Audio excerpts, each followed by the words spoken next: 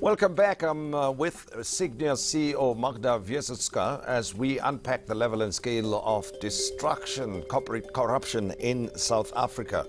Now, Magda, you operate in the corporate sector. You run a big financial services company.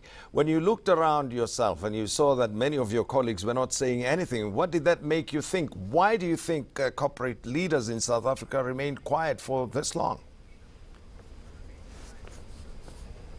Well, first of all, when I started speaking out, I fully expected that other people will join me on this platform, from the corporate sector. Because working in the corporate sector, and in particular in the financial services industry, what you could see is the downward spiral of the economy. So I thought that it's in everyone's public interest to start speaking out. But that didn't turn out to be the case. And when I addressed it with various business leaders in various forums, behind the scenes, the narrative was that at the end of the day, business South Africa can do business in whatever environment. If it's an environment where you need to pay bribes, business will adjust and pay bribes. If it's an environment where bribes are not acceptable, they will adjust again. So basically what I was told by other business leaders, and I think it's absolutely shameful, was that, fundamentally it's not business's role to comment on politics, and that they will adjust their business models to whatever the politics of the day are. Now, there have been comments in the media generally and social media elsewhere, political platforms, where accusations are leveled against the media in South Africa for not being aggressive enough in uncovering private sector corruption. So I want you to differentiate what is seen as private sector corruption to public sector corruption, because ultimately the conclusion arrived at is that the criticisms against corruption actually are anti-radical economic transformation. So, to me, what people need to realize that corruption is in the public sector and private sector is completely interwoven. So for every tender that originates from the public sector, which requires payment of a bribe or an incentive or commission or whatever, there is a private sector participant that participates in the tender in order to deliver the service and pay the bribe. So there is no such thing as, public sector corruption, which doesn't touch the private sector. The two are literally interwoven and interlinked with each other. And I am as critical of the private sector corruption as I am of the public sector corruption.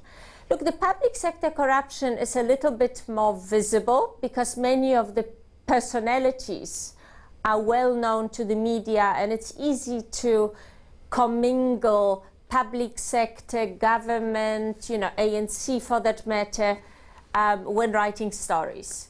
Whereas, the corporate South Africa makes very sure that it kind of stays out of the limelight. So it's almost more difficult for journalists to get to speak to CEOs. When they do get to speak to CEOs of companies involved in corruption, they will get kind of a pre-prepared script read by potentially a CEO or some representative with no questions being entertained. But I think that, what we will find in the next few years as, many of the sins of the past are punished, that there are many more participants in the private sector that we necessarily know about, and that effectively for every corrupt, public sector employee, there is a private sector participant and collaborator.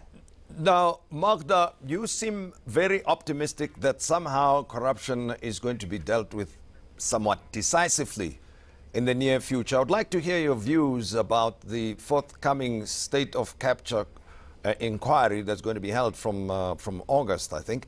What do you think is likely to come out of that? And will it be effective enough? Will people be punished for having taken part in corrupt activities, you think? Tim, you ask an interesting question. So I'll tell you my personal view on what should happen. The corruption, so one of the legacies of Jacob Zuma is that he made corruption an institutional way of doing business in South Africa for a decade. So the sheer volume of people who were involved in corrupt activities is enormous. Is it likely that any commissions are going to result in the punishment of everybody who took a bribe? Unlikely. So if I was at all in a position of influence, I would do what Brazil did. I would have kind of a period of amnesty where everybody who participated in something below a particular threshold, be it R1 million, is given the opportunity to come clean, testify, put together an affidavit, and that bringing that corruption to the fore then means that they are effectively given a clean bill of health and they are forgiven and we can move on. And then what I would do is I would go after the big fish, the people who stole billions or hundreds of millions in this country, because we need to recover that money. And that is what I would focus the energy of prosecutors on. Because look, it's almost impossible to punish everyone who was involved over a decade. So in order to clean the slate, we need to forgive the small fish, use the small fish to get evidence against the big fish, and go after the big fish. And I think, that the Commission of Inquiry will serve a purpose, but I don't think that they are necessarily going to find more than what is already in the public domain. So the media has done an incredible job using Gupta leaks as a base to write enormous amount of stories, the big stories. All the big stories where billions are involved are in the public domain. But now the state, do you think... So we need to punish these people and reclaim our money. But is the state willing to do that? When you look at some of the cases that have been lodged so far, is there a willingness? Look, it's an issue of a process. So right now we're going through a process where, President Ramaphosa needs to clean out certain institutions and then rebuild those institutions. And the obvious two are, NPA stroke Hawks and then SARS. Those are the two institutions that need almost complete clean out and then rebuilding. And rebuilding means that you need to hire competent people, allocate the relevant amount of resources. What we cannot afford is we cannot afford to bring incompetent, badly put together cases against those who stole billions from South Africa. But in order to bring forth, cases which will stand up in a court of law, we need resources. And right now, the process that we're going through is, we haven't even started rebuilding those institutions. It's a process of trying to get rid of characters who are still clinging on. Magda, I want to hear your last word on this. Very brief response from you on this. Do you think that what we have experienced over the past 10 years is reversible? Very brief response from you. Absolutely. Look at Brazil. Brazil has gone through a very similar experience, and it's completely reversible.